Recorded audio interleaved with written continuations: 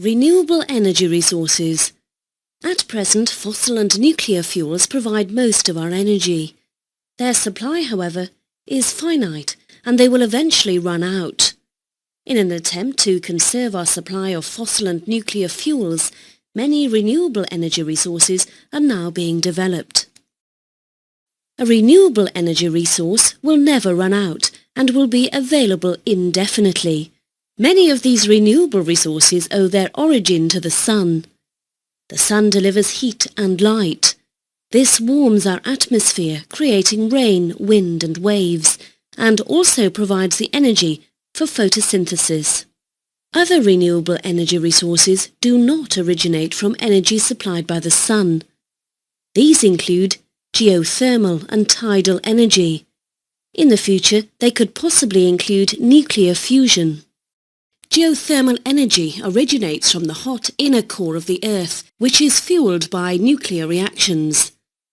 Tides are produced by the ocean's gravitational attraction to the moon and sun. Renewable energy resources such as wind and water can be used to drive the turbines directly. Wind power. Wind power uses the kinetic energy available in the air molecules of the wind to turn giant wind turbines, creating electrical energy. The wind turbines must be placed in exposed regions, often on hills, where the wind is likely to blow frequently and strongly. The energy output of the turbine depends entirely on the wind blowing. If there is no wind, there is no energy output. Even when energy output is at a maximum, hundreds of wind turbines would be needed to replace a coal-fired power station. Wind turbines produce no chemical pollution, but are noisy, and many people believe they cause visual pollution of the environment. Wind turbines are costly to erect, but have no fuel and low maintenance costs once in operation. Wave power. Mechanical floats bob up and down in the waves as they pass. This up and down motion can be made to drive the electrical generator directly. The power output from each float, however, is quite small. This means many will be needed to generate significant amounts of energy. The floats cause visual pollution and can be a hazard to shipping. Power output will also be variable, depending on the height and speed of the waves. Tidal power. A tidal barrage can be used to convert the gravitational potential energy of raised waves into electrical energy. The barrage is constructed across a river estuary and contains several turbines. As the tide comes in, the turbines rotate, creating electrical energy. The water level behind the dam rises, and energy is stored as gravitational potential energy of the raised water. The water can then be released through the turbines, generating more electrical energy. Tidal barrages produce no atmospheric pollution. However, they do cause visual pollution, and flooding can destroy natural habitats. Building a barrage is costly, but there are no fuel costs, and maintenance costs will be low.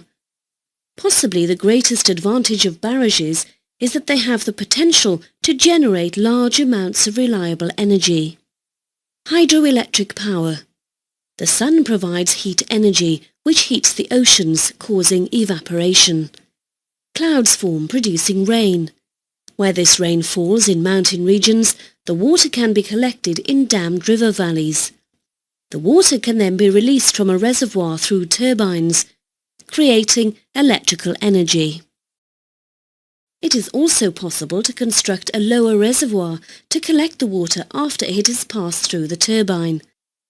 This water can then be pumped back into an upper reservoir during the night when the demand for electrical energy is less. This pumped storage system is extremely useful when providing electrical energy quickly in times of high demand. Hydroelectric power stations have no fuel costs and produce no chemical pollution. Capital outlay is high, and the construction of dams causes considerable environmental impact. Flooding can destroy natural habitats. Geothermal energy. Nuclear reactions deep inside the Earth generate great heat. In some places around the world, rocks heated by the core are found close to the surface, several kilometers. Cold water is pumped down onto these rocks and the steam produced is returned to the surface. The steam is used to drive turbines and generate electrical energy.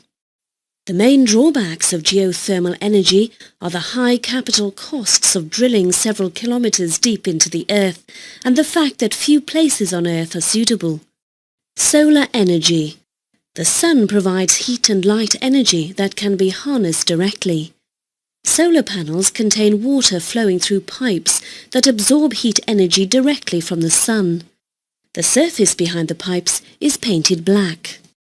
Solar cells convert light energy directly into electrical energy. They are used to provide energy for calculators and communication satellites. Solar furnaces use many mirrors to focus rays from the sun to a point. This creates very high temperatures. The heat generated can be used to produce steam to drive generators. Solar energy is obviously more useful in places where the sun shines continually, like space. The energy absorbed will vary so that the energy source can be unreliable in cloudier climates, and of course no energy is absorbed at night. The initial capital costs can be high, but maintenance costs are low. Biomass. Biomass is the name given to any plant or tree grown to be used as a fuel. Wood burns in air, releasing heat energy.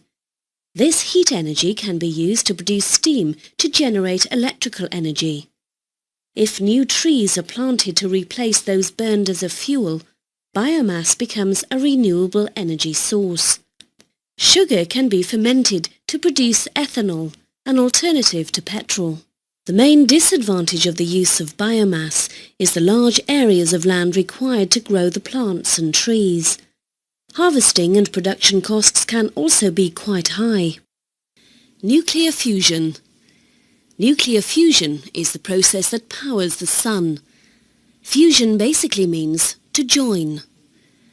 We are recreating this process on Earth because it gives us even more energy than nuclear fission, about 3 times more per kilogram, has relatively harmless byproducts, and the deuterium fuel required is abundant in our oceans. The 2 small nuclei hydrogen isotopes called deuterium and tritium, naturally found in the oceans, are pushed together so hard that they stick, fuse together. During this process they form helium, an inert gas, and the reaction produces enormous amounts of energy. Unfortunately, in order for these hydrogen isotopes to move fast enough and fuse, we need a temperature of about 50 million degrees Celsius. Scientists can achieve this momentarily, but are struggling to maintain the temperature for a sustained time.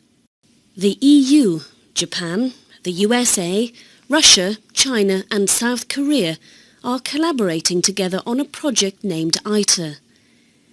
This is a €10 billion venture to create the world's first full-scale fusion reactor in France.